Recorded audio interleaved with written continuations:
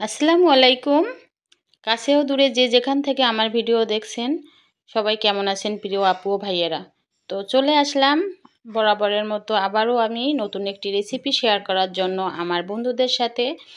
তো আজকের রেসিপি হচ্ছে অসাধারণ এবং লোভনীয় এগ মাসালা কারি। তো এগ মাসালা কারি এটা হচ্ছে ডিম কোরমা এবং এগ মাসালা কারির মধ্যে কতটা তফাৎ সেটাই আমি আপনাদের সাথে আজকে শেয়ার করব। তো এগ মাসালা কারি রেসিপিটা কতটা লোভনীয় এবং কতটা অসাধারণ আজকে আমি রান্না করেই আমি আপনাদের সাথে শেয়ার করব।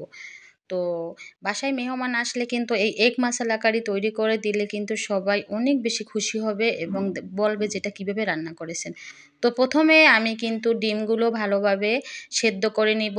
তো সেদ্ধ করার সময় আমি কিন্তু 2 চা চামচের মতো লবণ দিয়ে দিলাম, যেহেতু অনেক সময় ডিম ফেটে যায়। আর ভিনেগার দিয়ে দেব 2 চামচ পরিমাণ। তো লবণ আর ভিনেগার দিয়ে দিলে কিন্তু ডিম ফেটে যায় না, আর ডিমের খোসার মধ্যে থেকে কিন্তু কুসুম বের হয়ে যায় না। তো আমি কিন্তু ঝটপটের জন্য খুব দ্রুত ডিম সেদ্ধ করার জন্য আমি কিন্তু প্রেশার কুকারে ডিম সেদ্ধ করে নিয়েছি। তো প্রিয় আমার আপু ও ভাইয়েরা, আজকের এগ মশলা কারি, এই এগ মশলা কারি কিন্তু আফগানি এগ মশলা কারি আমি তৈরি করে আপনাদের সাথে শেয়ার করতেছি। তো এটা কিন্তু আমরা কিন্তু ডিম কোরমা করি, আর আজকের এগ মশলা কারি কিন্তু পোলাওয়ের সাথে খেতে যে কতটা অসাধারণ লোভনীয় সেটাই আমি আপনাদের সাথে শেয়ার করব। দেখেন আমি ডিমগুলো ভালোভাবে খোসা ছাড়িয়ে একটা কাঁটা চামচের মাধ্যমে সব ডিমগুলো আমি ছিদ্র করে নিলাম। তো এপাশে আমি ভালোভাবে দুধ জ্বালিয়ে নিলাম,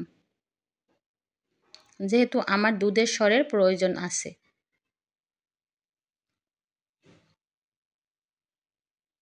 তো এখন আমি ফ্রাই প্যান দিয়ে দিলাম। ফ্রাই প্যানে আমি প্রথমে ডিমগুলো ভালোভাবে একটু হালকা তেলে ভেজে নিব। ডিমের উপরে যে সাদা স্কিনটা, এটা যাতে ভালো বেশি না ভাজা হয় সেভাবে খেয়াল রাখতে হবে। আমি কিন্তু ডিমগুলো ভালোভাবে, আর কালারের জন্য কিন্তু আমি 1/2 চা চামচ পরিমাণ হলুদ আর 1/2 চা চামচের পরিমাণ গুঁড়া মরিচ দিয়ে দিলাম একটু কালারের জন্য। তো দেখেন আমি হালকাভাবে ডিমটা মোটামুটিভাবে 2 থেকে 3 মিনিট ভেজে নিয়েছি। আমি কিন্তু অনেক বেশি স্কিনটা ভেজে নিইনি। ডিম যদি অনেক বেশি ভাজা হয় উপরের স্কিনটা, তাহলে কিন্তু খেতে স্বাদ লাগে না এবং মজাও হয় না। তো দেখেন হালকা তেলের উপর আমি ভেজে নিলাম। এখন আমি 1 কাপ পরিমাণ পেঁয়াজ দিয়ে দিলাম।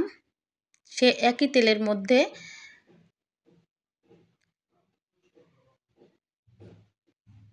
আর কিছু কাঁচামরিচ দিয়ে দিলাম। আপনি আপনার স্বাদ অনুযায়ী মরিচ কে কতটুকু পছন্দ করেন এই অনুযায়ী মরিচ দিয়ে দিবেন। তো আমি আমার পছন্দ অনুযায়ী মরিচ দিয়ে দিলাম। এখন আমি 3 থেকে 4 টুকরো রসুন দিয়ে দিলাম, আর 3 থেকে 4 টুকরো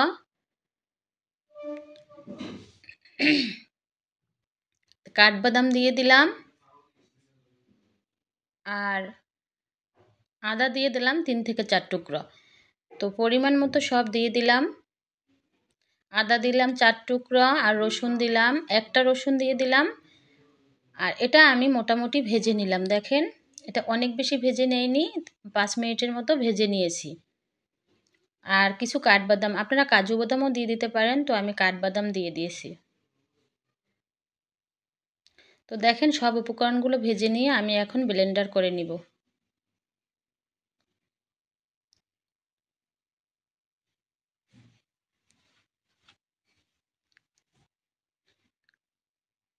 এর মধ্যে আমি কিছু দই, 1 চামচ পরিমাণ দই দিয়ে দিব। দেখেন আমি চা চামচের আমি 3 চামচ পরিমাণ দই দিয়ে দিলাম, টক দই দিয়ে দিয়েছি।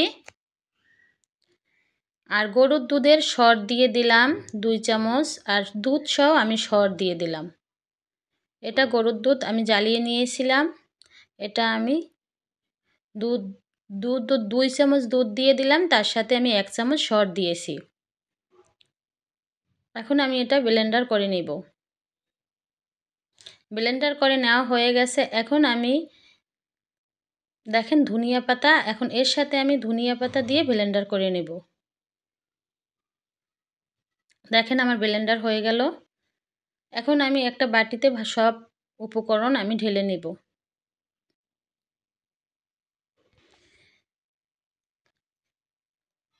এখন আমি রান্নায় চলে আসলাম। প্যানে আমি সে একই তেলের মধ্যে আরও কিছু তেল দিয়ে আমি এলাচি আর কিছু শাল আর তেজপাতা দিয়ে নেড়ে চেড়ে আমি মশলাটা দিয়ে দিলাম।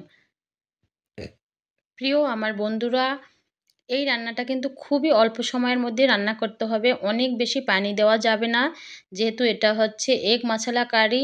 আর এটার মধ্যে এতটা সুন্দর একটা স্মেল ঘ্রাণ আসে, এখন এই কষানোর সময় যে কী সুন্দর সুঘ্রাণ। আমি স্বাদ মতো লবণ দিয়ে দিলাম। 5 মিনিট কষানোর পরে 1 চামচ জিরা আর ধনিয়ার গুঁড়ো দিয়ে দিলাম, আর গোলমরিচের গুঁড়ো দিয়ে দিলাম 1 চামচ, আর লাল মশলা পাউডার দিলাম 1 চামচ। তো এই উপকরণগুলো দিয়ে আমি 5 মিনিট ভালোভাবে কষিয়ে নিব। যখন আর চিনি দিয়ে দিলাম 2 চামচ পরিমাণ।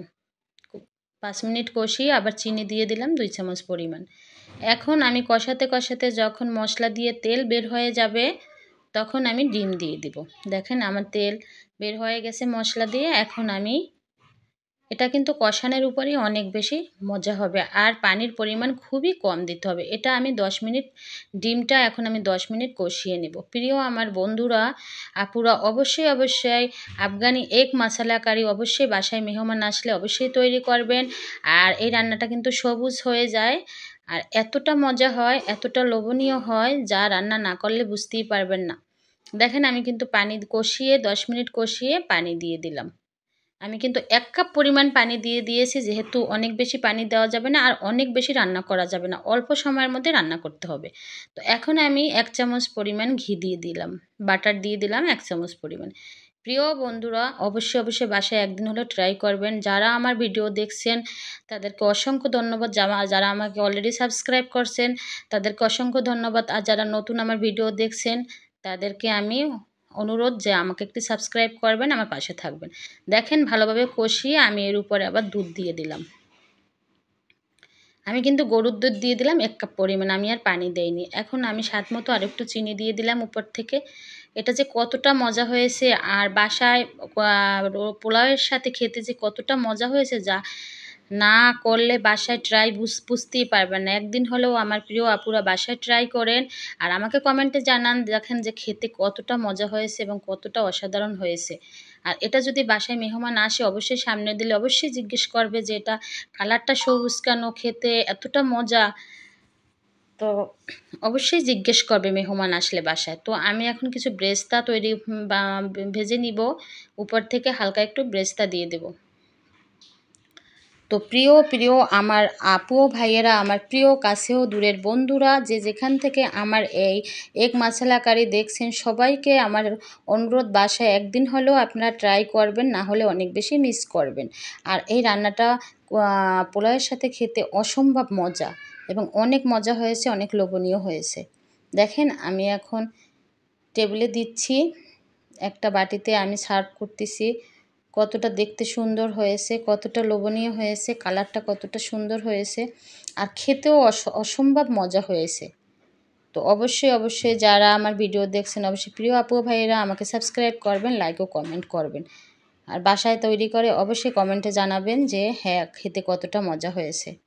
এই তো আমার রান্না হয়ে গেল আর দেখানো হয়ে গেল। আমি উপর থেকে সৌন্দর্যের জন্য কিছু কাঁচামরিচ দিয়ে দিলাম, যার প্রয়োজন হবে সে খেয়ে নেবে। তো এই তো আমার রান্না হয়ে গেল। এখন আমি আপনাদের সাথে একটা ডিম ভেঙে দেখাবো যে ভিতরটা কতটা সুন্দর। দেখেন কতটা সুন্দর আমার ডিমগুলো দেখতে।